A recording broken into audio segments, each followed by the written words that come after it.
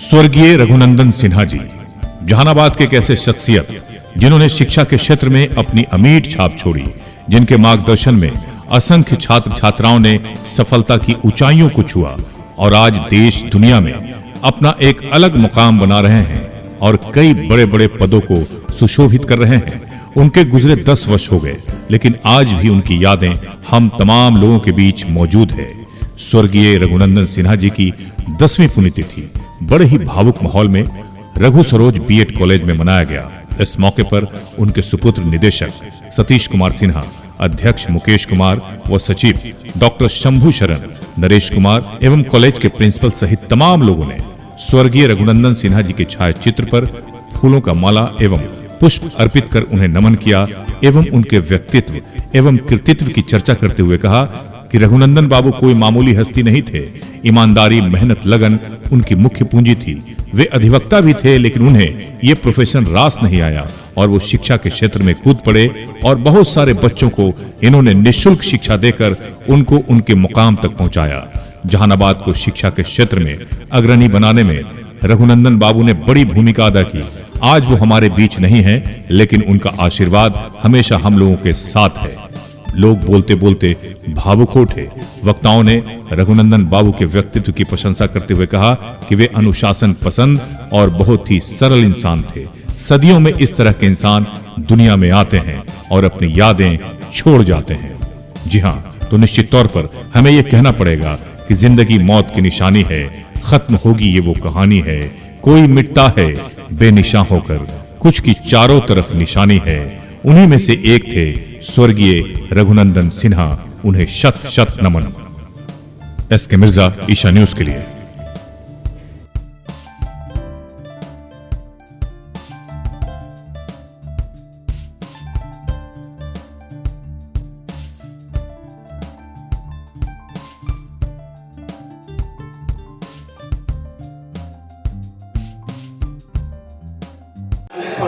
और वो 15 सितंबर या 12 सितंबर 2015 को हम लोग को छोड़कर आज ही के दिन चले गए। हम लोग तीनों भाई बहन उसमें बहुत रहे थे, लेकिन आज खुशी की बात है कि हम लोग ने अथक प्रयास किया, दोनों तीनों भाई ने, कि जो उस विद्यालय को छोड़े आज महाविद्यालय बनकर जिसमें आप सब बैठे हुए हैं, जब बहुत ही सौभाग्य थी। यहाँ की एक धरती, यह जो है आज पे जितना भी मिट्टी के कण है, यहाँ पर सभी मिट्टी में शिक्षा भी छिपा हुआ है। आप लोग सौभाग्य हैं इस कॉलेज में एडमिशन कराकर। जैसे अभी आप प्राचार्य साहब ने बोला कि यहाँ पर जो भी बच्चे आए हैं पीटीसी को देख कर बहुत आगे बढ़ रहे हैं, नौकरी प्राप्त किए हैं। आप सभी सौभाग्य हैं, थोड़ा मेहनत करें, लगन से पढ़ें। मैं आशीर्वाद देता हूँ, एक बच्चे बच्चियाँ जो है आए हैं, आप लोग भी नौकरी प्राप्त करेंगे। जब आप नौकरी प्राप्त करते हैं तो सबसे पहले खुशी होती है माता पिता को, दूसरी खुशी आपको, आपका जीवन जो है एकदम संवर जाता है, आप पूरे जीवन कोई टेंशन नहीं रहता। इसलिए एक ही संकल्प है आज इस पुण्यतिथि के अवसर पर कि हम लोग भी इस विद्यालय में पढ़े हैं, तो हम लोग भी नौकरी प्राप्त करके आगे बढ़ेंगे, अपने माता पिता का, अपने कॉलेज का नाम रोशन करेंगे। आज समझ में आ रहा है वो क्यों हमें मारते थे। जब साथ में रहते थे तो बहुत लगता था कि हमारे दुश्मन थे, गुजर जाने के बाद हमेशा याद आते।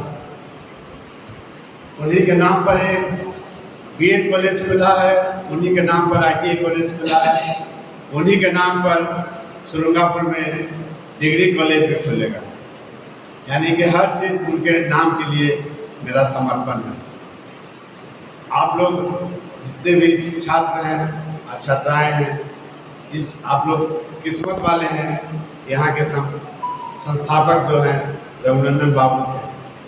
उन्होंने अपनी खून पसीना से इस महल को तैयार किया, इस कॉलेज को तैयार किया, इस बिल्डिंग को बनाया।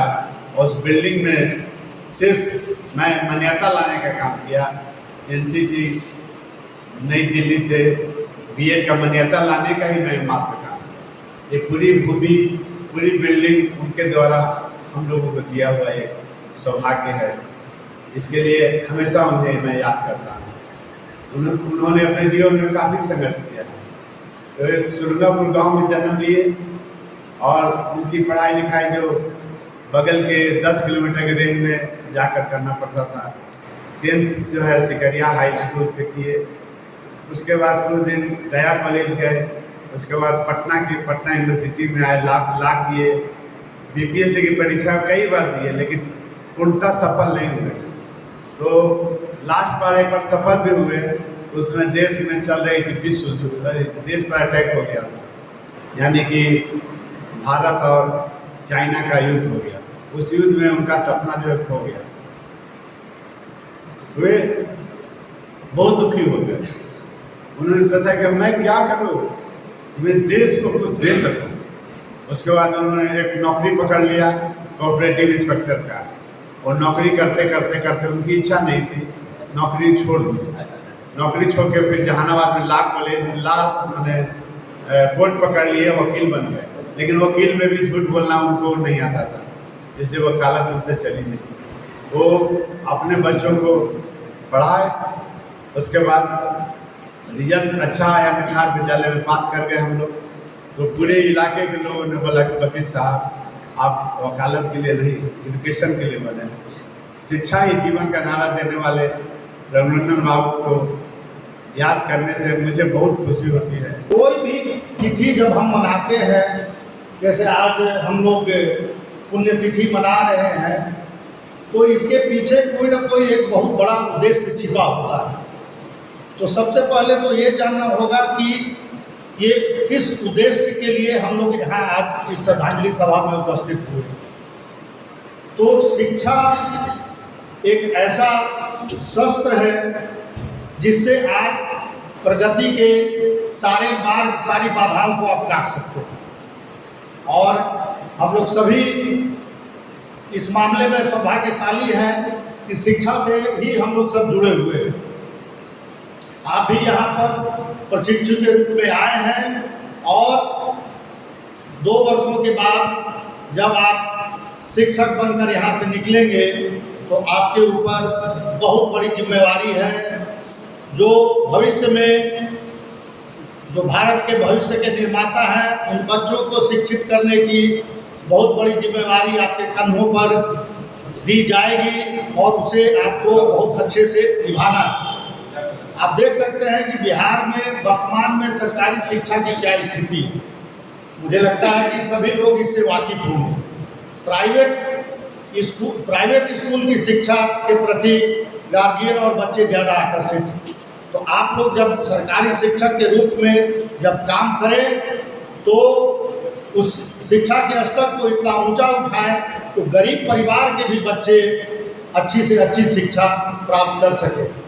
संस्थापक महोदय श्री रघुनंदन सिन्हा जी का जीवन का एक ही उद्देश्य था, शिक्षा, शिक्षा और सिर्फ शिक्षा। उनका जन्म ही इसलिए हुआ था कि वो शिक्षा को मूल रूप से आगे बढ़ाने का कार्य मृत्यु पर्यंत करते रहे।